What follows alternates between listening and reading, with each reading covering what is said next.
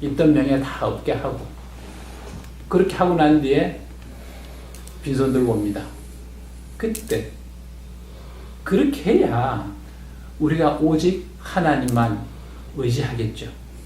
그전에는 우리가 물질을 쓰면 하나님 의지하기보다는 내 물질을 의지해서 뭔가를 하려고 했을 겁니다.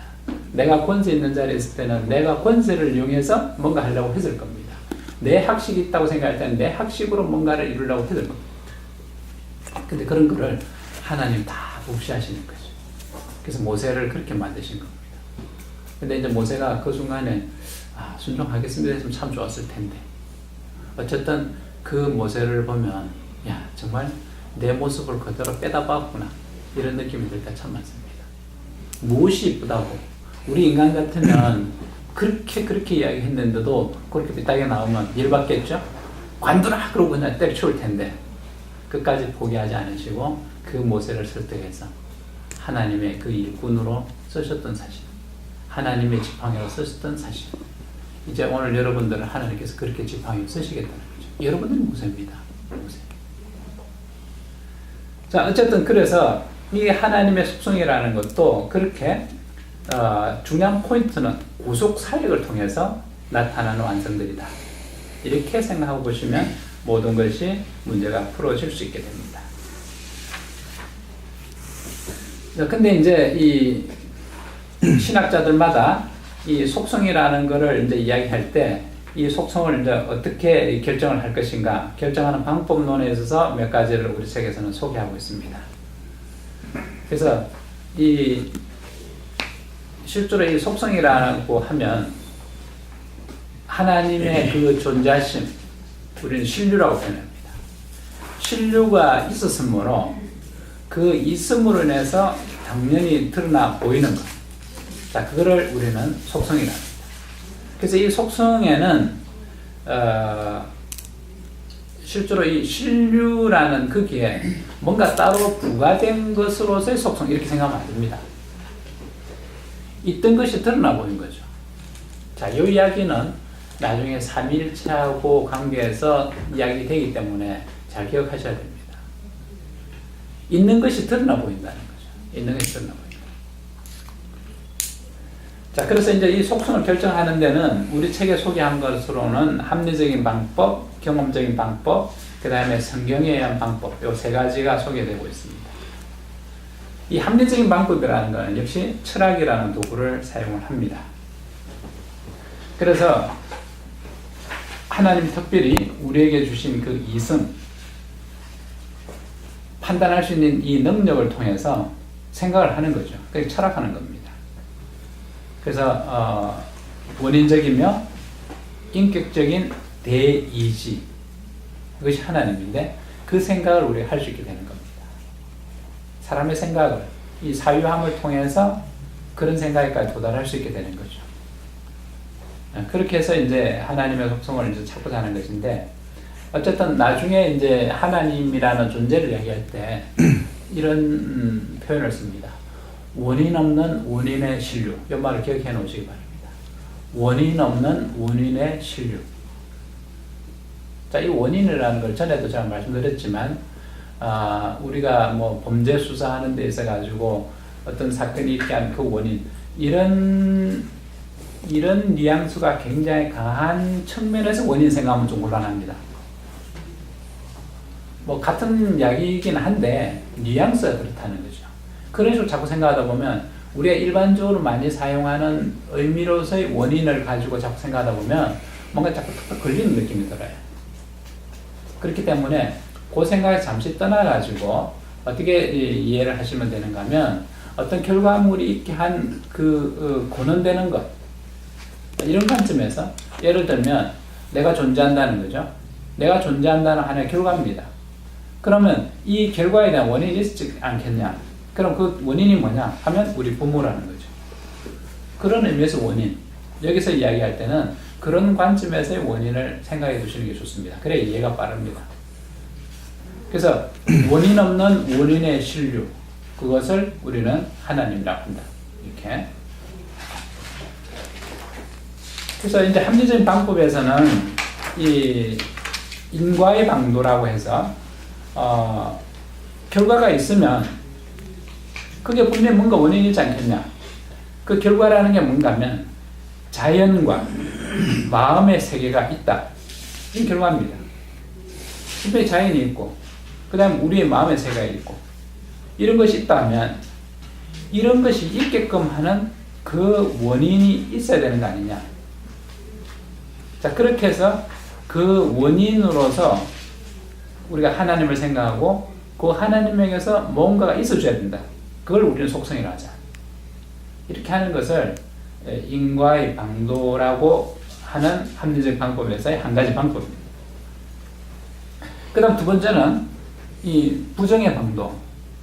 여기서 부정한다 이런 이야기인데 이거를 나쁜 의미로 부정 이런 의미가 아니고 우리가 보통 긍정 부정이라면 이 선입관이 들었습니다. 긍정하면 좋은 것, 부정은 나쁜 것 이런 편견을 갖게 되는데 여기서 말하는 부정은 그런 편견에 따르는 나쁜 것이 아니라 어떤 이야기인가 하면 창조된 신류 그러니까 지금 자연이라든지 인간이라든지 이런 것들을 보면 뭔가 좀 이 완전하지 못하다. 불완전한 모습을 우리는 발견하게 되는데 그런 불완전한 것들을 상정을 하면 여기에 반대되는 개념으로 완전한 것이 있지 않겠느냐. 그래서 그런 의미로서 인간과 자연의 그 불완전에 대비해서 하나님의 완전을 생각하게 되고 거기에서 이제 속성이라는 걸 발견하는 겁니다.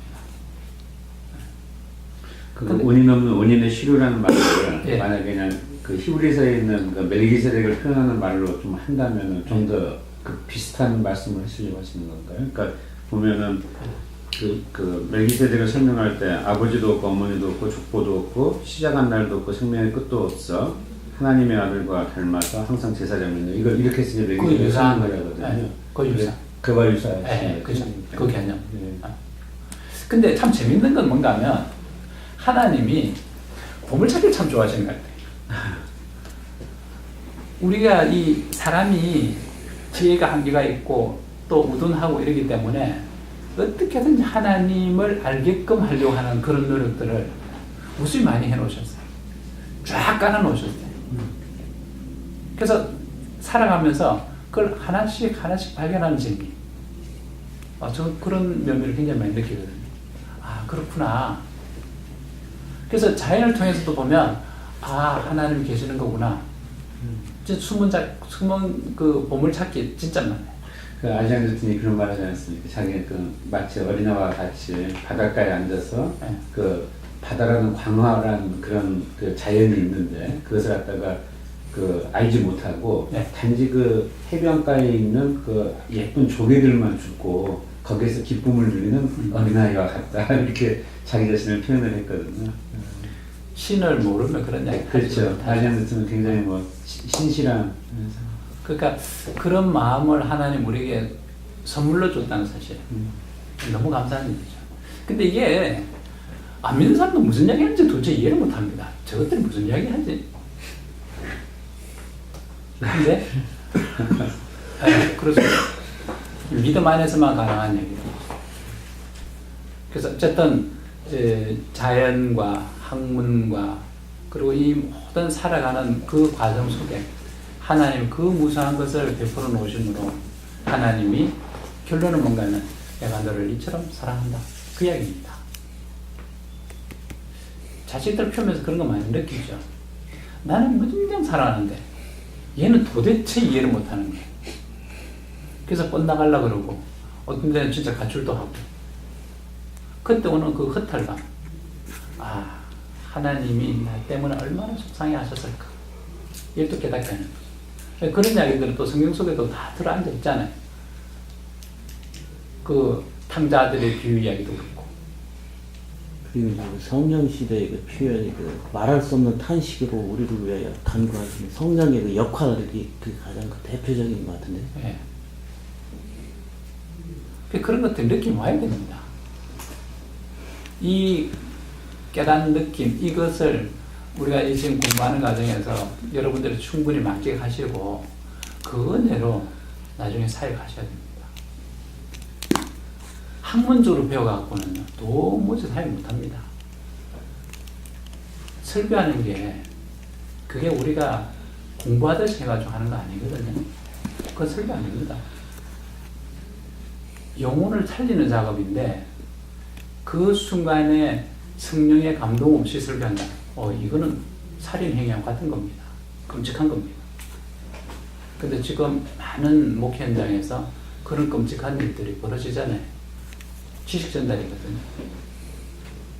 이렇게 되면 참 곤란합니다. 그래서 어쨌든 여러분들은 지금 이 과정에서 그런 거를 무수히 많이 깨달으시고 그 풍부하게 깨달은 그 깨달음을 통해서 생명력을 많은 성도들에 전달하시는 일, 그거 하셔야 됩니다. 지식 전달할 것 같으면 우리 이렇게 할 이유 없습니다. 컴퓨터 갖다 놓고 하면 되거든요. 컴퓨터가 훨씬 잘합니다.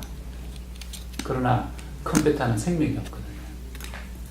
영혼을 대하는 일입니다. 그런 의미에서 저는 그 TV 중계 통해 가지고 설교하는 거 굉장히 싫어합니다. 그건 대표적으로 죽이는 행위에 해당합니다. 저는 그렇게 보거든요.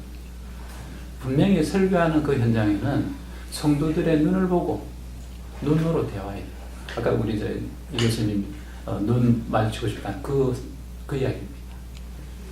우리가 하는 거는 그 영혼들의 눈을 보면서 그 순간순간 살아 역사하는 하나님의 은혜를 전달해야 되거든요. 저들이 원하는 그 순간에 그 말씀을 전해야 됩니다. 그러다 보면 설교 준비된 게 옆으로 셀 수도 있어요. 저도 그런 경우 많거든요. 순간순간. 분명히 설교할 때는 내가 오늘 이거 설교하려고 준비해갔는데 하다 보면 옆길로 새겨 있어요. 그 이야기 다 못하고.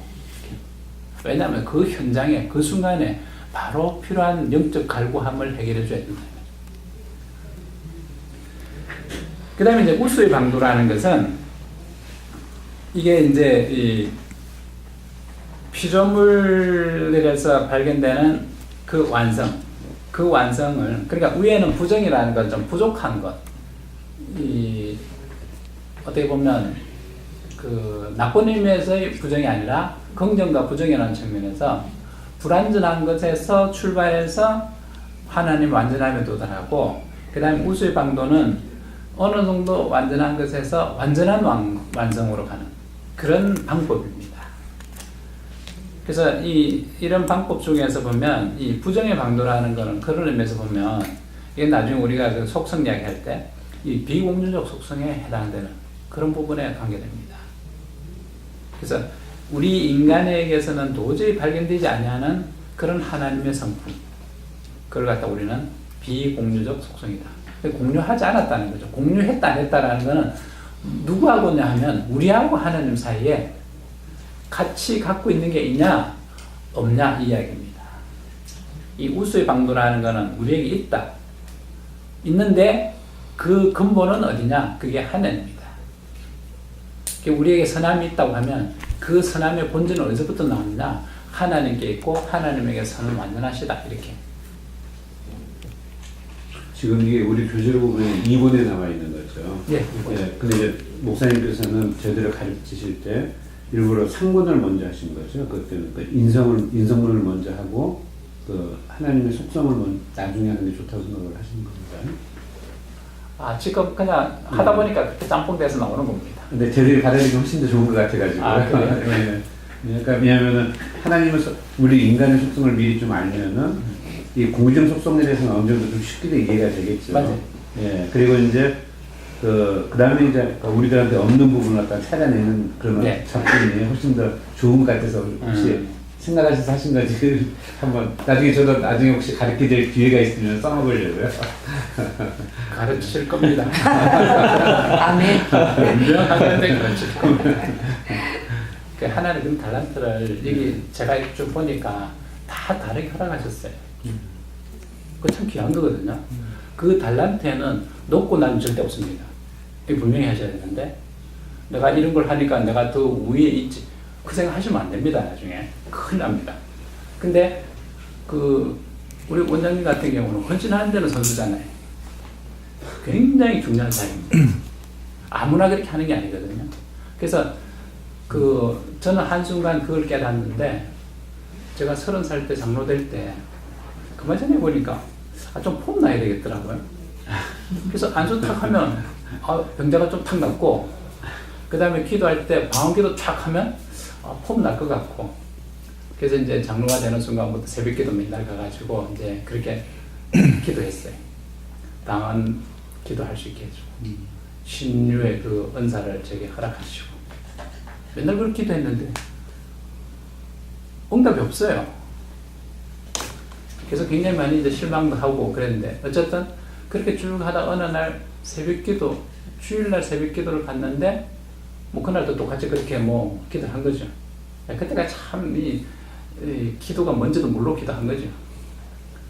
그렇게 기도하는 그 순간에 갑자기 문득 이런 생각이 탁 떠오르더라고요. 내가 이게 가르치는 능력을 주지 않느냐. 또 뭘 원하느냐. 내가 생각을 한 것도 아니거든요. 갑자기 그 생각 팍 떠오르는데 그 순간 그렇습니다. 다 포기합니다. 방언기도 그 이후부터는 저 방언 못하거든요. 아주 떳떳하게 얘기합니다. 나 방언 못합니다. 그건 하나님이 제게 필요하지 않기 때문에 안 하는 거죠. 저는 그렇게 믿습니다. 그 다음에 신유연사? 만약에 그거 받았으면 제가 엉뚱한 짓 하고 있을 것 같아요. 잘 안 주신 것 같아요. 그 가르치는 것, 그거는 제가 생각해봐도 그건 좀 자신 있네. 그건 내가 할 수 있을 것 같아. 그러다 보니까 제가 여기서 여러분들 앞에 이렇게 강의할 수 있는 그런 정도의 사람이냐면 잘 아니거든요. 근데 이런 자리에 서게 하신 하나님은 하나님 하신 거예요. 제 능력으로 이렇게 한다고 생각하는 거예요. 제가 거기서 그 탄식이라 성령의 탄식이라는 게 그걸 말씀드리는 거예요. 그러니까 우리가 알지 못하고 은사를 구한다든지 어떤 그런 것들 있죠. 그러니까는 맞아요. 하나님이 우리한테 원하는 게 뭔데 우리가 그런 걸 구한다. 그러니까 성령이 그걸 탄식하는 거죠. 그러니까. 하나님의 깊은 것까지 통달을 하시기 때문에 그래서 이제 대신 간구해 주신다는 말을 바로 그죠. 성령의 간구가 그겁니다. 하나님 얼마나 답답하시겠어요. 못 알아듣는 저 영혼들이. 그런 심정을 우리는 깨닫습니다. 그래서 여러분들도 마찬가지입니다. 그래서 여러분들이 주신 달란트에 충분하시면 됩니다. 더 이상 바라지도 말고요. 또 필요하면 필요한 그때 하나님 다 줍니다. 그걸 미리 욕심낼 이유가 전혀 없어요. 사도들이 방언이 터졌을 때, 자 그때 그거 보고 그냥 방언기도 해달라고 할 수 있게 해달라고 나 그렇게 한 것 같은데, 그 순간에는 하나님이 그들이 방언하도록 하셔만 됩니다. 그 순간에 전 세계를 향해서 복음을 펼쳐야 되는데 그 사도를 언제 영어 공부합니까? 일자무식쟁이들이. 그러나 하나님은 일을 하셔야 되기 때문에 그 순간에 그들로 하여금 그 모든 방언이 터지게 하시다는 사실. 우리도 그렇게 할 겁니다. 지금 우리가 하나님 앞에서 뭔가 큰 일을 해야 된다 그러면 그 큰 일을 감당할 수 있도록 하나님 분명히 그 순간에는 역사를 하실 겁니다. 그걸 믿으셔야 돼요. 오늘 이 순간에는 지금 내가 처해 있는 그곳에서, 그 현장에서 내가 그 일을 능히 감당할 수 있으니까 하나님 그 정도의 은사로만 허락하신 거죠. 정말 감사한 겁니다. 이거 다 이퀄하고 있잖아요. 그것만 해도 감사한 줄 알아야 됩니다. 그래서 앞으로 하나님이 거기에 더 첨가해서 여러분들에게 더 요구할 것이 있을 때 하나님이 분명히 그 능력을 허락하시고 그 일을 감당하게 합니다. 자, 그 다음에 이 경험적인 방법으로는 사람들이 이 경험을 통해서 신적 속성을 파악하려고 그렇게 하는데, 자, 이러다 보니까 이제 문제가 생기기 시작합니다. 어떤 문제가 생기는가 하면, 과학적인 방법들을 통해 가지고 이렇고 저렇고 해서 하나님이 계시고 이런 성질들이 있으시구나. 뭐 그렇게 하다 보면 사람들이 어떻게 생각하는가 하면 사람의 형상으로 지어진 하나님, 이걸 만든다. 요 모순이 생깁니다. 근데 분명히 성경은 뭐라고 얘기하는가 하면 우리의 형상을 따라 사람을 만들자, 이렇게 돼 있거든요. 이 사람이 이 경험적인 방법을 통해서 하다 보면 성경은 저는 거꾸로 방법이 나옵니다. 그래서 또 굉장히 조심해야 됩니다. 우리가 앞으로 이제 목회 현장에 서게 되면 여러분들도 많은 경험을 할 것이고 그러다 보면 여러분들 나름대로의 뭔가가 만들어지게 됩니다. 이럴 때 자칫 성경을 떠나서 그걸 만들게 되면요. 이상한 모양이 나옵니다. 괴물이 나올 수 있어요. 정말 조심하셔야 돼요. 절대 성경을 떠나서 어떤 것도 만들면 안 됩니다. 이렇게 하다 보니까 나중에 이단도 만들어지는 거거든요. 그 이단들이 성경 전혀 모르는 사람들 아니에요. 예수하고 전혀 상관없이 살았던 그런 사람들도 아니에요. 다 그들이 보면 교회라는 틀 안에서 살았던 사람들. 근데 성경을 떠나서 자기 생각, 자기 경험 이런 것들을 막 잡아넣어서 믹스시켜서 만들어 놓으니까 그것이 짬뽕이 돼서 나중에 결국에는 이단의 형태로 나타나는 겁니다. 지난번에도 제가 말씀드린 것처럼 요즘 조선일보에 거의 이렇게 한 페이지 이렇게 돈을 무지 많은 것 같아요.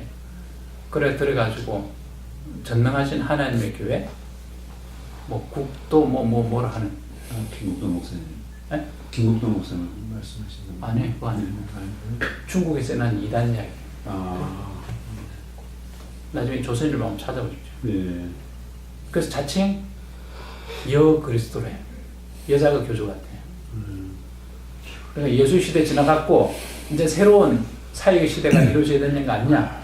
뭐 이상한 들 그 사람이 처음에 교회 다녔거든요. 피복음을 얘기하는 겁니까? 피복음? 피복음 아니고 피복음이 또 나와 있다고요? 하여튼 그런 사람들이 지금 그 이만희 신천지부터 시작해가지고 다 보면 그들이 다 교회라는 틀 안에서 살았던 사람들이에요.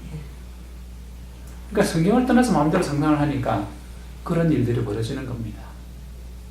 절대 성경을 떠나서 여러분들이 생각하지 마시기 바랍니다. 철저히 성경 안에서.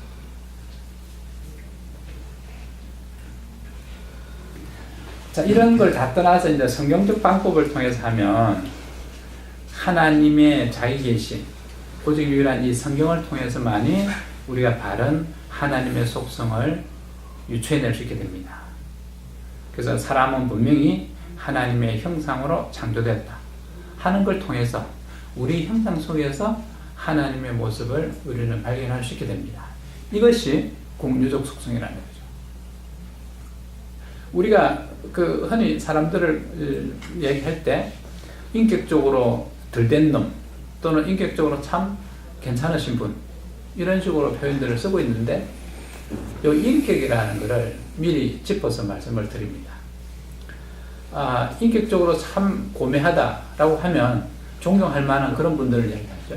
그래서 모든 사람들 우러러 볼 만한 그런 존재 그런 걸 우리는 세상 사람들이 이야기할 때는 인격적으로 참 고매하다 이렇게 이야기하는데 그게 결국 무슨 얘기인가 하면 그 사람이 하나님을 닮았다 이 소리입니다. 하나님을 닮았다. 못된 짓 하고 모든 사람도 손가락 받고 이런 사람들을 우리는 흔히 표현할 때 인격이 문제 있는 놈이야 이렇게 얘기한다 이거죠. 그건 무슨 얘기인가 하면 하나님 형상하고는 전혀 떠난 자의 모습이다 이런 얘기입니다.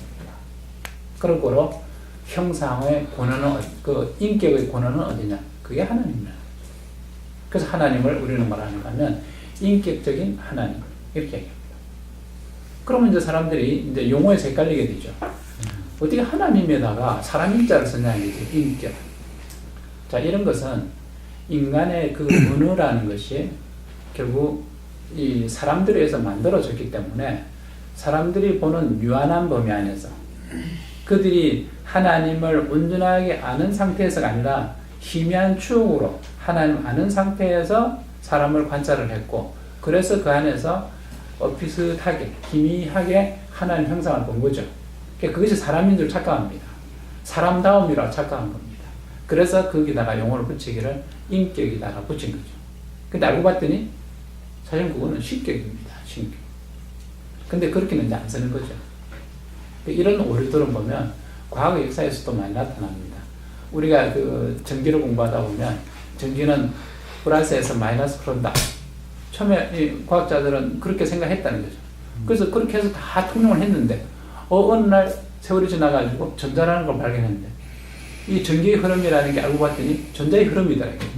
근데 이 전자는 어떻게 흐르고 있느냐? 마이너스에서 플러스로 흐르고 있냐? 지퍼도 50% 확률인데 그걸 잘못 짚어가지고 아 큰일 났네. 이거 다시 바꿔야 되는데 이미 늦은 거죠. 이미 모든 일반인들이 전기는 플러스에서 마이너스로 흐른다라고 딱 이렇게 인식하고 있는 상황에서 그거 잘못됐는데 우리 지금부터 바꾸자. 힘듭니다. 우리나라 지금 저 우측 통행하자. 좌측 통행을 갖다가 몇십 년 동안 하다가 우측 통행하지 않으니까 온 혼란이 일어나가지고 사람 길 가다 부딪히고 난리가 나는데 그런 대혼란을 전 세계적으로 만들 것이냐. 과학자도 고민했겠죠. 할 수 없다. 이미 붙여놓은 거는 그대로 쓰자. 그래서 플러스에서 마이너스로 전기는 흐른다 하고 전자이동은 마이너스에서 플러스로 흐른다라고 부가적으로 붙여놓은 겁니다. 이런 오류, 그런 오류가 다반사로 일어나는 것이 인간사입니다. 그러니까 하나님의 이해를 그렇게 못해서 오는 그런 오류들이 우리 신학에서도 이렇게 종종 드러나고 있는 겁니다. 네. 자, 이러다 보면 이제 어떤 이제 또 이야기까지 이제 연결되는가 하면 성경에 보면 하나님을 표현할 때 하나님이 동산 가운데 거니시고 이렇게 하다 보니까 하나님도 발 있는 모양이네 이렇게 생각한다는 거죠. 그래서 이것은 문학적 표현입니다. 그래서 그걸 우리는 뭐라고 표현하는가 하면 신인 동형 동성주의다 이런 용어로 표현합니다.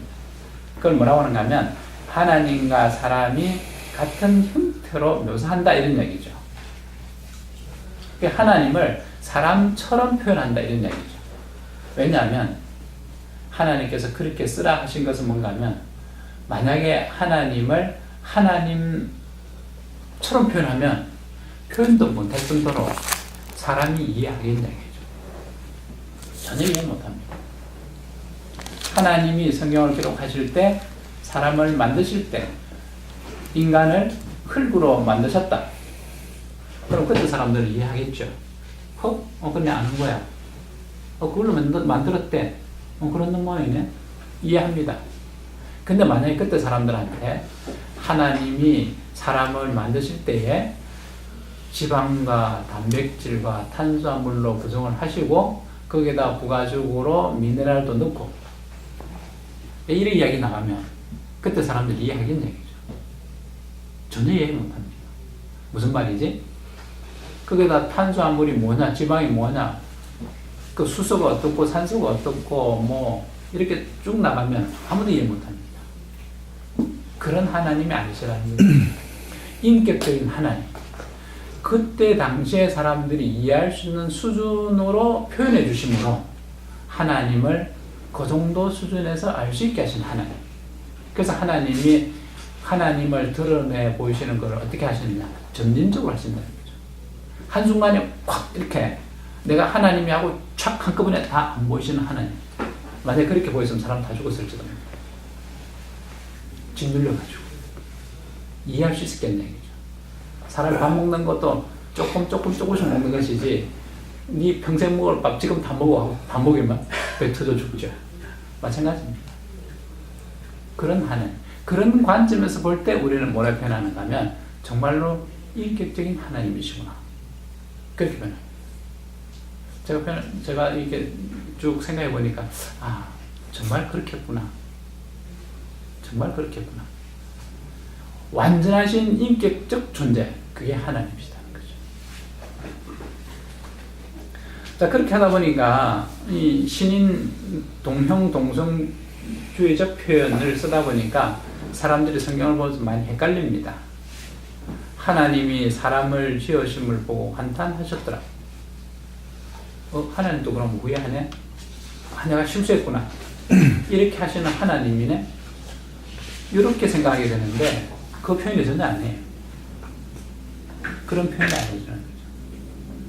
무슨 얘기인가 하면 인간이 죄지은 것을 그처럼 애쓰게 하시는, 안타까워하시는 하나님, 그것을 표현하기 위해서 하나님이 사람을 지으심을 보고 한탄하셨더라 이런 얘기. 그래서 우리 관점에서 사람이 생각하듯이 그렇게 뭐 해석하면 이 성경은 참 있기 곤란해집니다.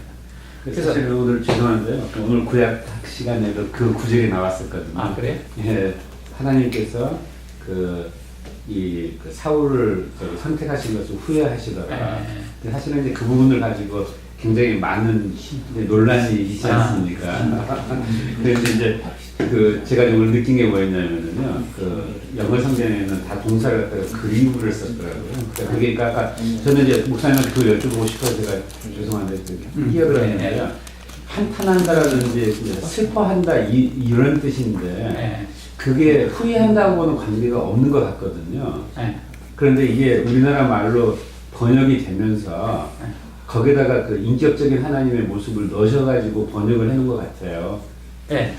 그래서 간혹 그런 거를 제가 직면할 때가 많은데 우리 성경 번역이 원하고 틀린 게 굉장히 많아요. 네, 좀 많이 있어요. 네, 많아요.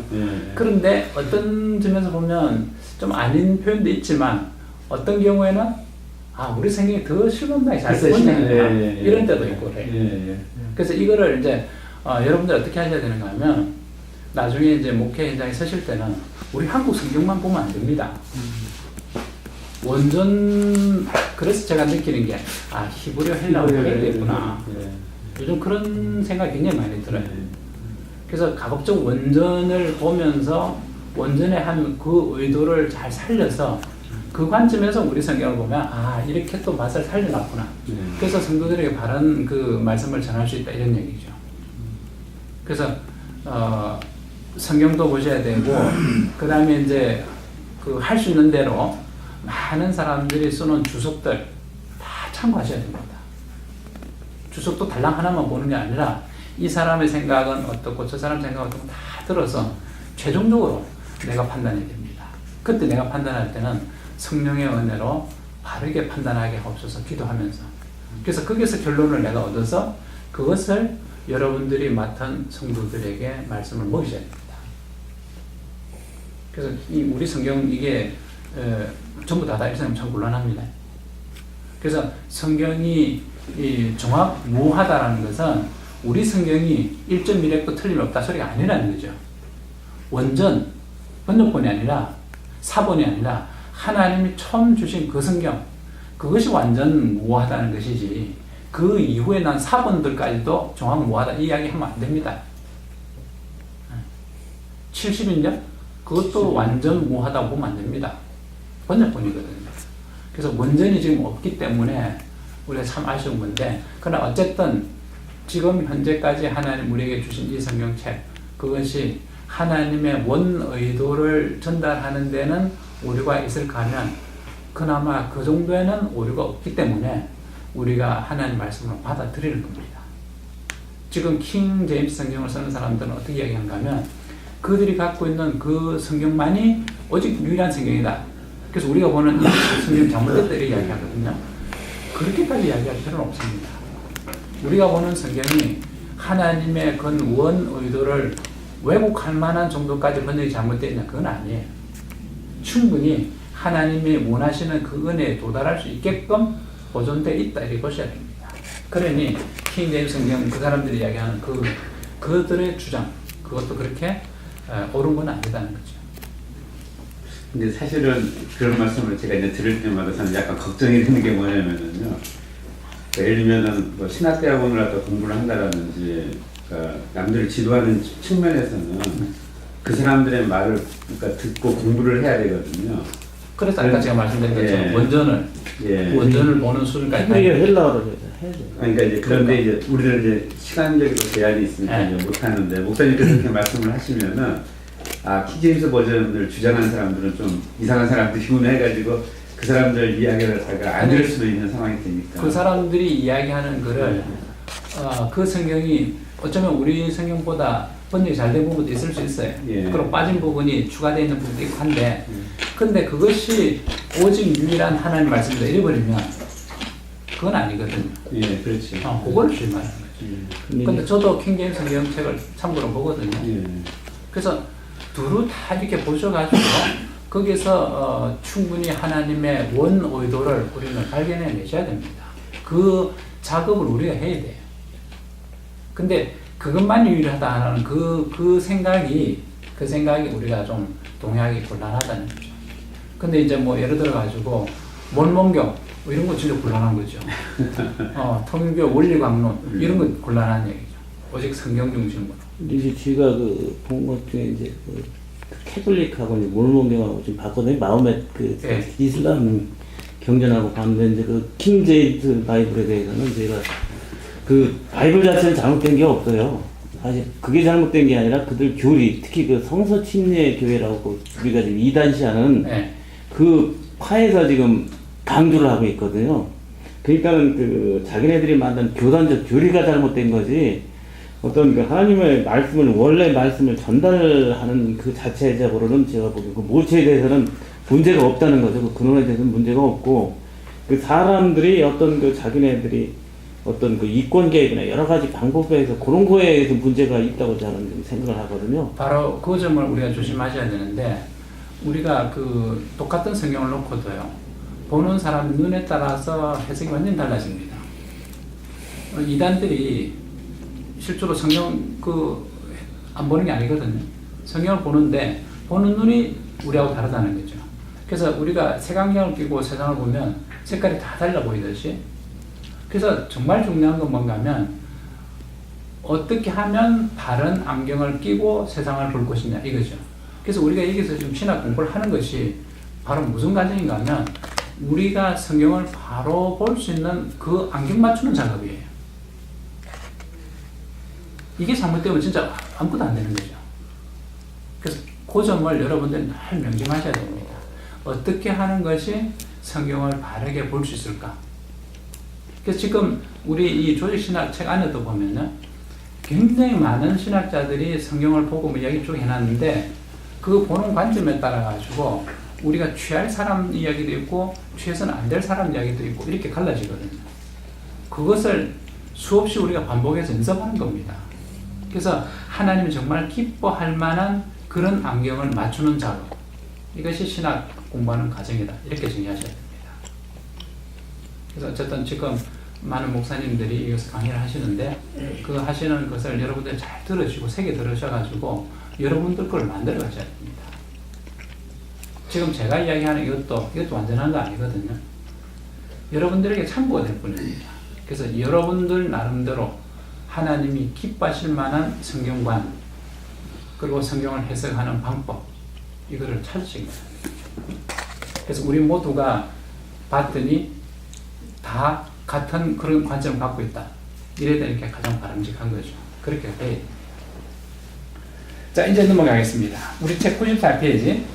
이제 하나님의 속성을 이제 분류를 하면, 그게 여러 이제 학자들이 해놓은 방법들이 있는데, 처음에 이제 소개되고 있는 것이 절대적 또는 상대적 속성이다, 이렇게 이야기하는 게 있어요. 그래서 절대적 속성이 있고 상대적 속성이 있다, 이렇게 이야기하고 있는데, 이 방법에도 아까 제가 말씀드린 것처럼 나라는 존재가 여기서는 배제되어 있다는 거죠. 전혀 하나님의 관점에서 그렇게 기술이 되고 있습니다. 그렇게 될 때는 성경의 그 대상은 하나님과 나와의 관계, 이걸 이야기하는데, 하나님 편만 이야기되면 이것도 바른 성경이 될 수 없습니다. 반드시 나와 하나님이 동시에 존재해야 여기에 비로소 성경으로서의 가치가 성립한다, 저는 그렇게 판단합니다. 그렇기 때문에 이 속성 분류한 데서도 인간이 배제되어 버리고 하나님만 이야기되는, 이건 무의미하다, 이렇게 봅니다. 그래서 절대적 속성, 상대적 속성, 이렇게 이야기하는 것은 이건 바람직한 분류가 되지 못하겠다는 거예요. 이 사람들이 이야기하는 이 절대적 속성이라는 것은 하나님 자신에 대해서만 이야기하는 것을 절대적 속성이라 하고, 상대적 속성이라는 것은 하나님이 창조해 놓은 것에 대해서 이야기하는 건데, 뭐 이렇게 되면 뭐 하나님이 만들어 놓은 세계도 사실 하나님 안에 속하는 얘기예요. 이 구분이 좀 애매모호해집니다. 그 다음에 이제 내재적 혹은 유출적 속성, 이것도 보면 하나님의 그 신적 완성을 어떻게 하는가 하면 자동적 혹 내재적 속성, 이런 분류와 그 다음에 유출적, 타동적 속성, 뭐 이렇게 구분하는데, 이 방법도 별로 나하고 관계되는 그런 뉘앙스가 잘 안 생겨져요. 어쨌든 이런 입장에서 본다 그러면 우리가 취하고자 하는 이 공유적, 비공유적 속성, 이것이 훨씬 더 바람직하다. 저는 그렇게 생각하고, 여기 우리 이 책을 쓰신 그 목사님도 그런 관점에서 쓰셨으니까 잘 선택하신 것 같다 인정이 듭니다.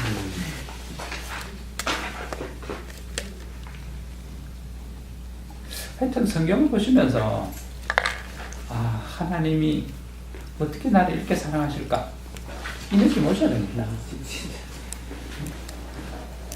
그러면 저 목사님 그 공의적 이쪽에 지금 저희한테 좀 하시는 건가요? 예, 공유적 속성, 비공유적. 여기 오늘 이야기하는 것은 비공유적 속성에서 우리 인간에게서는 내게서는 발견되지 않고 오직 하나님에게만 있는 속성. 이걸 갖다 비공유적이랍니다. 비공유적. 그래서 이거를 이제 비공유 속성이라는데, 외우셔야 되는데, 이거 좀 외우셔야 됩니다. 목사님 죄송한데 그런 용어들을 어떤 분들이 만들어내셨나요? 이 신학자들이 하시면서 예. 자기 논문에 그러니까 이야기를 하셨겠죠. 그 논술적 가치가 그래서 제가 여쭤본 거예요. 지금 네. 논술적 가치가 네. 저희가 만약에 이제 논문을 쓴다고 그러면 이게 이제 우리도 방향을 어떻게 가야 되거든요. 네. 그리고 저희 그 두뇌를 아직 그 뭐 어떤 그 아직 정의를 못 내려가지고 네. 이거를 우리가 이쪽으로 하나님 속성을 다시 쓸 수 있는 방법을 할 때 어떤 그 어떻게 보면 제가 보기엔 목사님 그 강의하시는 공유적이 지금 저도 지금 가장 타당한 게 지금 배울 때도 지금 저 타당성 있게 배우고 있는데요. 예. 그래서 이제 지금 그래서 제가 질문을 드린 겁니다. 이런 거 아니에요. 지금 목사님 보기에는 두 가지 딴 특성에 대해서 쭉 보니까 그래서 제가 보려고 오늘 논술적 가치를 좀 저걸 하려고 제가 질문을 드린 거예요. 하여튼 제가 아까 서두에도 말씀드린 것처럼 하나님과의 나와의 관계 이것이 잘 묘사되는 것이 가장 바람직하다 이렇게 이제 전제를 달았고 그런 관점을 보면 하나님이 내게 그러니까 우리의 형상을 따라 사람을 만든다는 그 전제 그래서 하나님이 우리의 형상이라 했던 그 형상 그게 일종의 이 하나님 우리에게 부여한 속성 그러니까 하나님 속성이라고 저는 생각을 하거든요. 그러니까 그 의미에서 이야기되는 그래서 공유적 속성과 비공유적 속성 이 표현이 가장 그래도 잘된 표현이겠다. 저는 그렇게 판단합니다. 이제 혹시 책을 쓰지 않으실 건가요? 혹시 저도 좀 인용 좀 하게. 근데 그런 고민 참 많이 하는데 다른 분들은 다 강연 준비하고 그러죠. 제가 하여튼 좀 못된 습관인데 대학 다닐 때도 강의 노트 제 필기 노트 없었거든요. 그냥 책 그대로 보고 그냥 그대로 하고 책만 갖고 다니고 그러다 보니까 지금 학교 강의할 때도 제가 보고 강의 안 쓰라 그러면 전 강의 못 하거든요. 아니 그게 아니라 그래서 후배들을 위해서 뭐 이렇게 대단히 좋아하는 것도 지금 사실 그 설교도 보면 어떤 목사님 보면 설교 처음부터 끝까지 다 쓰시더라고요. 저 그렇게 쓰면 설교 못 합니다. 설교 전혀 안 돼요. 그래서 저는 설교 할 때 보면 키워드만 이렇게 잡아놓거든요. 키워드만 잡아놓고 순서만 잡아놓고 그 순간에 바로 이제 설교를 해야 제 설교가 자연스러워지거든요. 강의를 늘 그렇게 해서 그런 것 같아요. 그러니까 지금 이 강의도 쉬우니까 이게. 책 들고 와가지고 지금 바로 이렇게 하니까 아마 강의 들으시는 분들은 상당히 손해를 보시는 것 같아요. 강의안을 만들어서 해주면 딱 받아들이 좋은데. 저는 이걸 이해를 못했더니 이해하는 부분들이 많이 생겼고요. 네. 어려운 부분들이 새로 이제 발생이 되는데 네.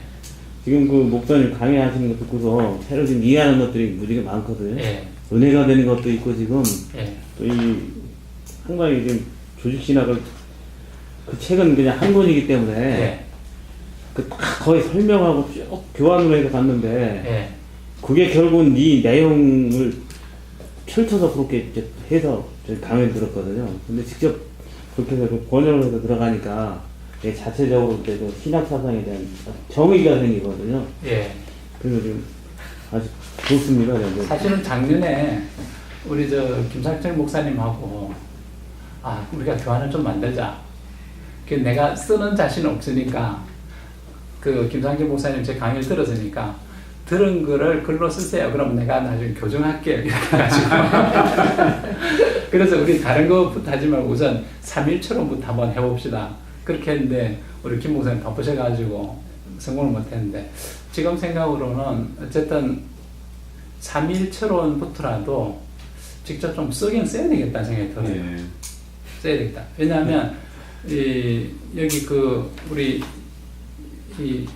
박영룡 목사님이 3.1체론에 대한 부분을 어떤 조직신학책보다도 많은 양을 할애해서 지금 썼거든요. 사실 다른 조직신학책 이렇게 보면 이 3.1체론 다루기를 좀 껄끄러워하는 것 같아요. 예. 아주 짧습니다. 그래서 거기가 박영룡 목사님이 쓰신 이거를 토대로 해서 좀 더 알기 쉽게끔 제가 연구한 거를 좀 붙여서 양을 좀 더 늘려서 3.1처럼만 책 한 권으로 써볼까 이런 생각을 지금 하고 있는데 그래서 지금 이제 제가 이 희망하는 거는 지금 이거 녹음 계속 하고 있는데 음성이 문자로 변화시켜주는 프로그램 나오면 그 힘을 좀 빌려서 할까. 아니 저희 쓰실 만한 분들 계신데 어떻게 좀 빨리 좀 그래서 이제 원래 끝나고 나면 우리 이 교수님 안수 받으시면 3명이 아니 그러니까 좀 빨리 좀 공조로 해가지고 하나. 제가 이제 왜 그런 말씀을 드렸냐, 질문을 드렸냐면요. 사실은 박형영 목사님 서적에 칼 바르트라고 하는 분 이야기가 나오거든요. 근데 이제 신학자인데 그분이 아마 1980년쯤 돌아가신, 44년인가 돌아가신 분인가 그러는데 그 당시 신학생들이 칼 바르트를 거의 신격화를 시켰었어요. 그러니까 이제 그 당시에 신학의 조직 신학에 거의 종지부를 찍었다 할 정도로. 그런데 쭉 흘러오는 역사들이 있었는데 이제 요즘에 이제 목사님께서 칼 바르트의 이제 신학을 이런 점은 이제 조심하셔야 된다는 그런 표현을 많이 쓰시잖아요. 그런데 이제 그런 것들이 하나의 우리들이 조금씩 눈에 보이지 않게 하나님의 속성에 대해서 더 접근을 하고 있었구나 우리들이. 네. 이제 그런 사실 생각이 드나 신학에도 발전이 있었구나. 그럼 그런 생각이 하나님이 들어가지고. 우리를 하여금 조금 알게끔. 예. 그래서 그것 때문에 제가 그러니까 절대적 속성하고 상대적 속성으로 나누신 분들의 시기는 언제였었고, 그다음에 이제 공의적 속성과 비공의적 속성에 나눈 사람들은 어떻게 됐는지. 사실은 이제 제가 조금만 더 말씀을 드리면 소선지사 그러니까 세 개의 주제를 주셨더라고요 저희들한테. 근데 그 중에서 이제 제가 고민을 하다가 갑자기 이런 생각이 들었어요. 소선지자서에서 나타난 예수 그리스도를 어떻게 한번 스터디를 해볼까 하는 생각을 가지고 있습니다. 그래서 요즘에 제가 그거 잘 해보세요. 제가 준비를 하고 있는 게 그러니까 성경에서부터 쭉 흘러나오는 예수님의 그런 표현이 시대적으로 다 다르지 않습니까? 그걸 정리를 해보고 소선지자서가 가지고 있는 위치가 어떤 위치에 있는지를 규명을 좀 해보면은 조금 새로운 어떤 예수님에 대해서 어떻게 전 사람들이 설명하려고 노력을 했는지, 그리고 하나님께서 어떻게 우리들한테 그 비밀을 갖다가 시간이 지나감에 따라 조금씩 다르게 했는지에 대해서 좀 생각을 하고 있어서요. 그것 때문에 이제 저 기대하고 있습니다. 지금 아침에 와가지고도 빨리 좀 이규철 목사님한테 내가 말씀을 드렸는데 작년까지는 그냥 발표만 하는 걸로 끝났는데 그러니까 우리의 이 축적이 없다. 그래서 이번부터는 자료를 반드시 받으시라. 그래서 그걸 축적해 놓으려고 해요. 그래서 그 이야기가 이번에 한순간에 끝나는 것이 아니라 이게 자꾸 모이면 많은 이제 우리가 연구를 하면서 일종의 우리 논문입니다. 그래서 이제 사실은 제가 이제 작년에는 정말 시간이 없어가지고 중간에 나왔다 한 분들 이번에는 제가 이제 어떤 사실 어떤 상상 사람들한테 모티베이션이잖아요. 근데 이제 아무튼 굉장히 소수의 목사님들께서 정말로 어떤 신앙의 뭐랄까 온전한 계승, 네, 그러니까 올바른 순수성. 순수성을 갖다 그대로 유지하시는 분이 여기 계시는구나 하는 그런 제가 사실은 감동을 받았었어요. 아유, 감사합니다. 그리고 또 저도 이제 어떨 때는 그러니까 항상 이제 이거 혼자 살 수 있는 일이 아니구나 하는 그런 부분들도 있고 맞아요. 그렇기 때문에 이제 저도 어떻게든지 이제 아무튼 뭔가 좀 같이 그러니까 앞으로 이제 신앙생활을 같이 해나갈 네. 수 있는 그런 그룹이라고 저는 생각을 하거든요. 제가 사도바울도 그렇게 생각한 예, 거거든요. 그렇게 하다 보면 이제 지금 현재 우리 교단이 이제 처해 있는 상황이라든지 이런 부분들이 있는데 결국은 우리 교단에 대한 어떤 신앙을 지난번에도 네. 이제 그 추모 예배, 추도 예배 네. 주제를 가지고 이야기를 하셨잖아요. 그러면은 여기서 뭔가 한국 교회에 보여줄 수 있는 사실은 위대한 신학이 나와야 되거든요. 저 좀 욕심은 좀 그렇습니다. 예. 그래서 그래서 이제 지금 뭔가 우리가 길을 우리 후대들에게 믿음의 후배들을 위해 가지고 뭔가를 준비해 줘야 되지 않을까. 예. 그런 책임을 우리가 좀 가셔야 그래서 이제 저도 사실은 저도 그렇게 가치 있는 사람은 아닌데 이제 항상 그렇게 기도를 했었고 저도 이제 교육계에 있다 보니까 이제 학생들 지도를 하면서 네. 이제 그런 걸 많이 느끼게 되고요. 그래서 이제 박형영 목사님 책을 갖다가 정말 한 30몇 년 만에 다시 보면서 제가 제일 처음에는 덮었었어요. 도저히 이해를 못 하겠더라고요. 제가 옛날에 봤을 때는. 근데 요즘에는 그것이 이제 눈에 들어오면서요. 그러니까 어떤 생각이 드냐면은 이런 부분들은 이렇게 하는 게 좋겠다. 아까도 이제 목사님 말씀을 들으면서 하나님의 속성을 갖다 접근하는 방법에 합리적 방법과 성경적 방법, 경험적 방법과 성경적 방법을 나눴는데 성경적 방법은 사실은 그게 같이 동격으로 들어가서는 안 될 것 같아요. 그렇죠. 완전 차원이 틀리죠. 예, 차원이 다른 네, 접근 네. 방법인데. 그렇죠. 그래서 제 생각으로는 이렇게 만약에 제가 이제 나중에 교과서를 쓴다는 말이죠. 이렇게 써보면 어떨까 생각도 했었습니다. 성경을 근거로 해서 하나님이 우리 인간들에게 이성적인 것과 감성적인 걸 줬으니까 인성을 통해서 이 성경을 근거로 해가지고 성경에 나타나는 하나님을 레퍼런스로 해서 어떻게 하면 이성을 이용해서 하나님을 알아가느냐, 그 다음에 감성을 이용해서 어떻게 하나님께 접근을 하느냐. 예를 들면 이러한 방법으로 네. 한번 기술을 해보면 더 조금 발전이 된 모습이 그렇게 그게 잘 되면 예. 결국 이제 우리가 어떤 걸 이룰 수 있는가 하면 자유주의 신학자들 예. 그들에게 바른 길을 안내해 줄 수 있게 돼요.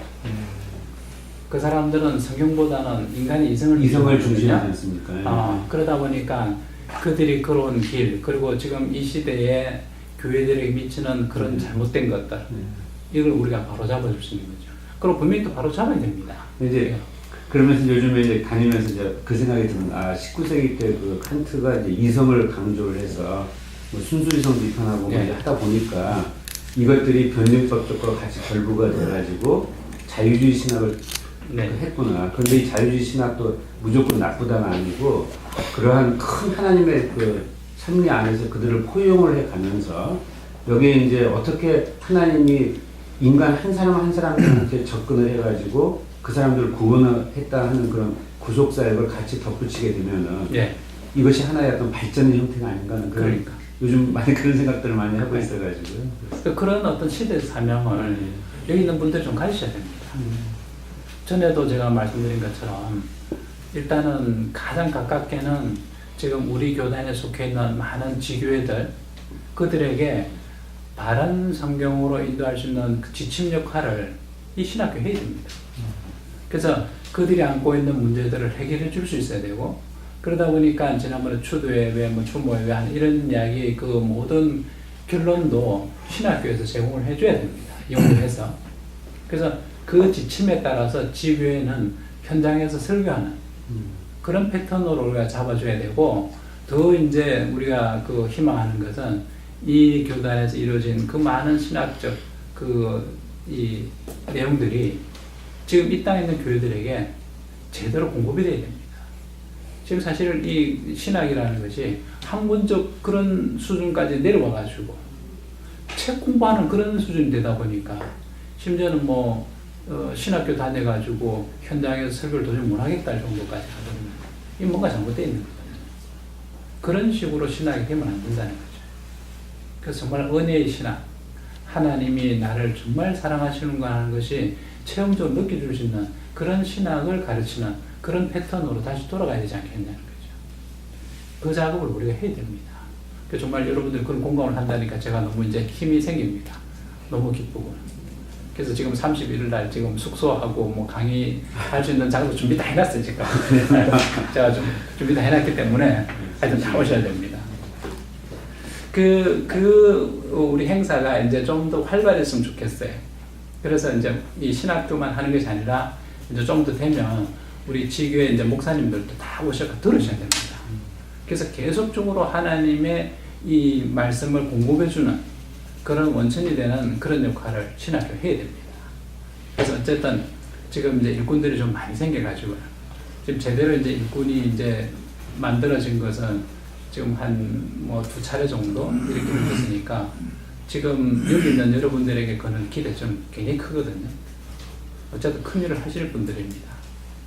그래서 해서 힘을 모아서 정말 하나님 기뻐하시는 그런 역사를 이룰 수 있기를 바랍니다. 자, 지금 이제 이 그 비공유적 속성에서 우리가 좀 외우셔야 되는데, 절자, 불무유. 요 5개. 절자, 불무유. 요 5개를, 절대적이시다. 자존하시다. 불변하신다. 무한하시다. 그 다음에 유일하시다. 요 이야기를 가지고 지금 이야기를 풀어갈 거거든요. 하여튼 절자 불무유 요 첫 글자는 좀 이렇게 틀을 외워놓으셔야 됩니다. 그래야지 그 하나하나 이야기 가지를 쳐나가기 쉽습니다.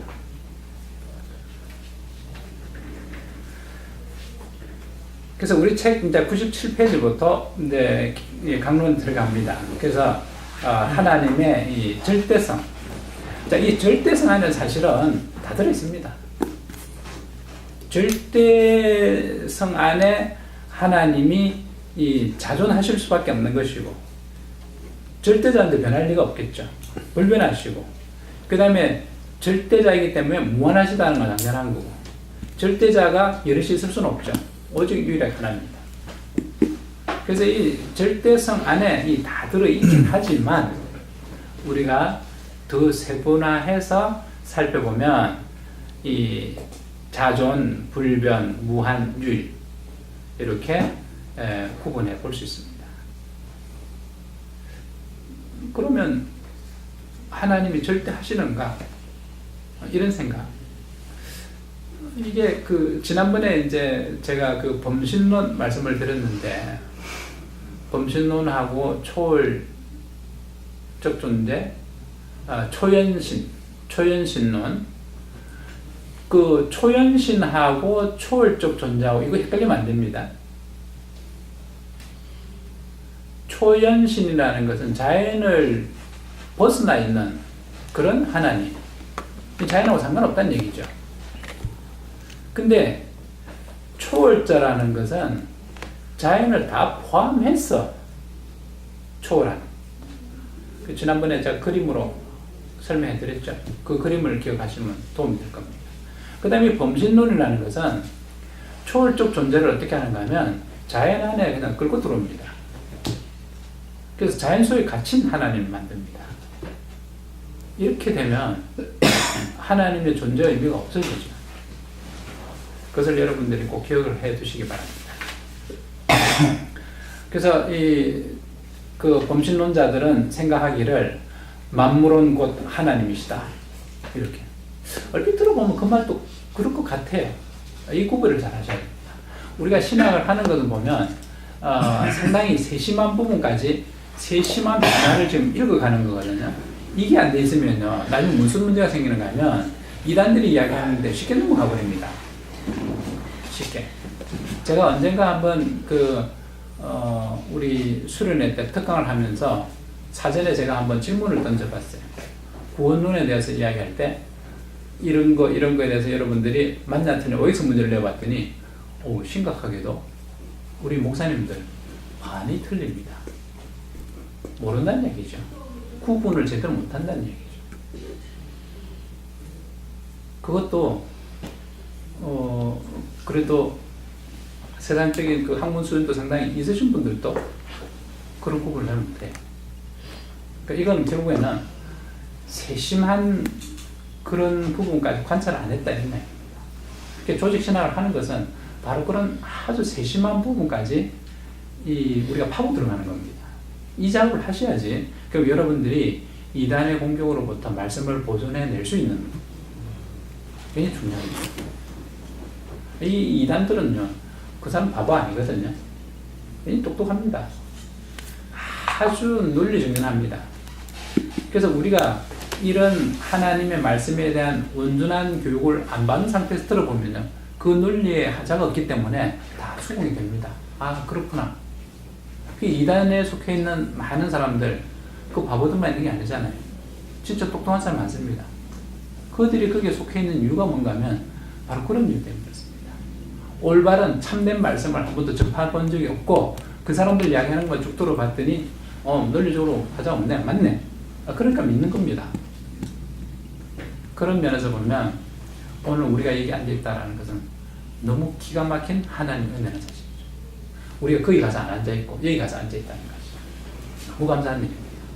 그렇기 때문에 하나님의 선택과 유기인 너무나도 당연한 그런 결과구나 하는 걸 알 수 있게 됩니다.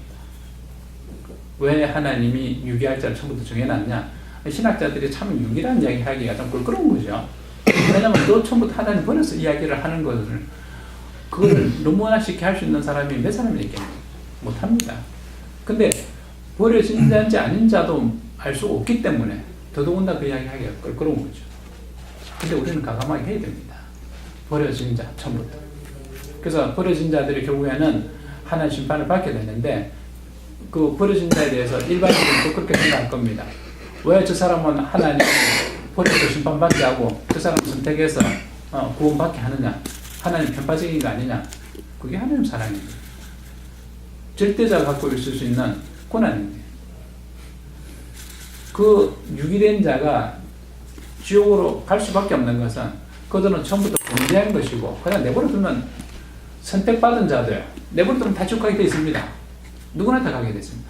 그 중에서 하나님이 은혜 베푸셔서 건질 자를 건진다는 거죠. 그거를 생각해야 되는데 버린 자에 자꾸 초점 맞추다 보니까 이 무정한 하나님 이렇게 만들어 버리는데 그건 이해를 잘못해서 그렇습니다. 그런데 참 묘하게도 버려